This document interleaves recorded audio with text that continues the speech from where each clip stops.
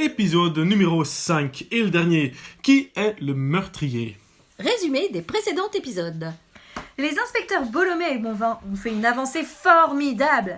Effectivement, après une réunion instructive, ils finissent par découvrir un enregistrement d'une seule et unique émission, intitulée Le Jeu. Souvenez-vous, Michelot jouait avec le pauvre Jean-Pierre, un candidat complètement dépassé par les événements. Laissons respirer Jean-Pierre. Prenons la peine de réfléchir à ce spectacle affligeant qui se joue sous nos yeux. Imaginez qu'un tel jeu, qu'un tel animateur existe réellement. Imaginez que Jean-Pierre, c'est vous. Pas facile, hein? On n'a plus du tout envie de rire et de se moquer. Sorti de la gaudriole, il ne reste plus qu'un triste tableau, une pitoyable vision de l'humanité. Voilà, c'est justement notre instant prise de conscience. Si à la radio on ne peut pas faire n'importe quoi, au radiothéâtre on fait ce qu'on veut. Alors revenons sans remords à Jean-Pierre. Jean-Pierre, Jean-Pierre, Public, s'il vous plaît, merci. Jean-Pierre, écoutez-moi. Ce que j'ai à vous dire à présent, c'est très important. Oui, je vous écoute. Est-ce que vous comprenez les mots qui sortent de ma bouche? Je comprends. Je parle couramment le français à cause de l'école. Non, mais je vous taquine, enfin. C'est pour rire. Rien de méchant. C'est un jeu. C'est le jeu. D'ailleurs, vous allez voir, même si vous êtes un crétin et qu'il est désormais de notoriété publique que vous ne savez pas grand-chose, nous allons quand même vous faire sortir par la grande porte. Ouais! Mais attention quand même, reste à savoir laquelle. Oui, mesdames et messieurs, dans le jeu, nous offrons 3 portes de sortie à nos perdants. La porte numéro F. La porte numéro bleue. Et la porte 4. Oh là là, je dois choisir, mon Dieu, oh là là. J'hésite, c'est délicat. Elles sont toutes tellement belles. Ouais, suivez votre instinct, Jean-Pierre. Vous connaissez le dicton. Non. La chance sourit toujours aux imbéciles. Vous êtes un grand chanceux, Jean-Pierre, non? J'habitue pas trop. Bon, écoutez, Jean-Pierre, il me reste encore quelques petits détails à vous donner. Derrière une de ces portes, une surprise vous attend. Une surprise? Ah bon? Mais je vous mets en garde. Derrière l'une de ces portes se cache une suprême humiliation. Les toilettes publiques de la ville de Rouen seront rebaptisées à votre nom à vie, Jean-Pierre. Et dans votre cas, les gens iront se soulager aux toilettes tamboul. Les chiottes! Mais quand même, c'est dur. Dur, mais juste, c'est la loi du le jeu. Allez Jean-Pierre, le moment du choix est arrivé. Le public peut vous aider. Les chiottes!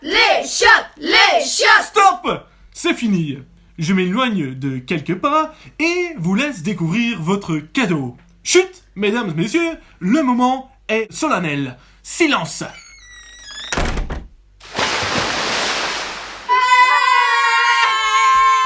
Bravo Jean-Pierre! Vous passez par la grande porte. Votre nom sera donc gravé sur les toilettes publiques de Rouen. Bravo Jean-Pierre! Je sais pas si je dois vous dire merci, mais... Ah, Jean-Pierre, c'est génial! Vous avez été un candidat exemplaire! Avant de nous quitter, vous avez un petit un petit coucou à faire! Oui, je voudrais saluer ma fille Anaïs qui doit m'écouter à l'heure qu'il est, et aussi mes collègues de Voix Fromagerie. Je les remercie vraiment beaucoup de m'avoir inscrit à le jeu. Attendez Jean-Pierre, j'ai bien entendu, votre fille se prénomme Anaïs? Oui, Anaïs Tamboul, c'est son nom. Ah, et il y a rien qui vous choque? Non, c'est une petite fille exceptionnelle. Elle, au moins, elle est extraordinaire. Alors, vous saluerez bien la petite Anaïs Tamboul pour moi. J'y manquerai pas. Décidément, vous aurez été parfait jusqu'au bout, Jean-Pierre. Mesdames, messieurs, merci pour votre accueil chaleureux et à bientôt.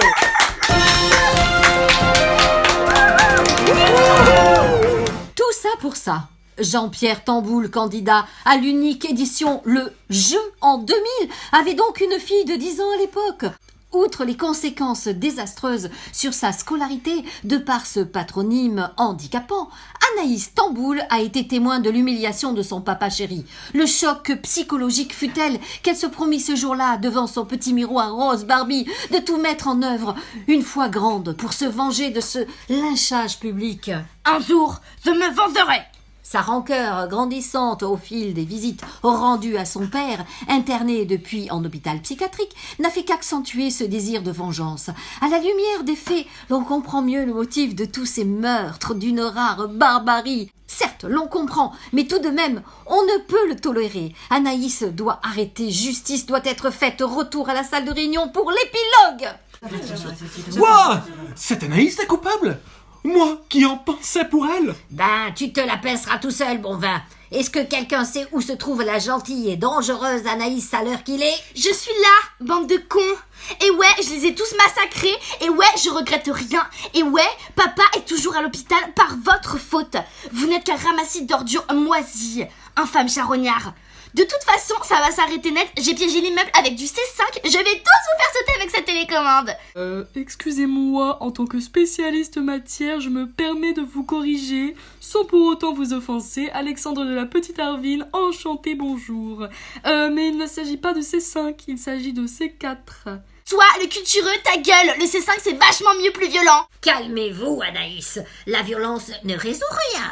Vous allez tuer des innocents. Et eux, alors, ils n'ont pas tué mon pauvre papa? Lui aussi était innocent. Bah il n'est pas mort, il est juste devenu dingo. Revenez à la raison. La raison du plus fort, c'est la seule que je connaisse. Aujourd'hui, c'est moi la plus forte. Regardez-moi bien.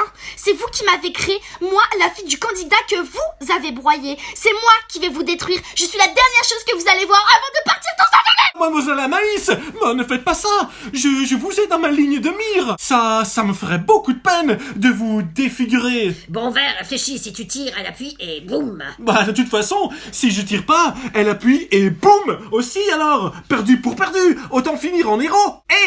Moi, faire excuse, mais vouloir exprimer avis de moi. Et qu'est-ce qu'il veut, le petit nac poilu? Tu vois pas qu'il t'exploite aussi depuis des années? Ça être vrai, mais moi faire petite réflexion. Si toi faire explose, toi attirer caméra comme mouette sur barquette de poisson. Après, beaucoup parler dans téléjournal. Pas bien. Toi te battre contre masse les médias. M'embrouille pas. Je sais ce que je fais. Toi, tout salir. Salir répute de papa. Pense le papa répute déjà bien sale. Et que dois-je faire d'après toi? Pas appuyer bombe. Calmer. Faire la respire. Et donner télécommande à Monsieur Bobo. Finir dans une cellule à moisir pendant toute ma vie? Puis être comme grand magasin. Si toi cassé, devoir payer. Et en plaidant la démence, on parviendra même à vous éviter la prison. On vous placera dans l'hôpital de votre papa. Ouais, même dans la même chambre. Vous pourrez repeindre le plafond ensemble en rose Barbie, si ça vous dit. Vous me le promettez? Juré. Craché. Allez Anaïs, du cran. Il y a eu assez de casse comme ça. Vous avez raison. Quoi que je fasse, je me ferai toujours écraser par le rouleau compresseur des masses médias. Finalement, dans le cerveau embrumé par la haine et la vengeance, une mince lueur d'espoir est venue éclairer la raison d'Anaïs. Elle n'a pas mis ses menaces à exécution.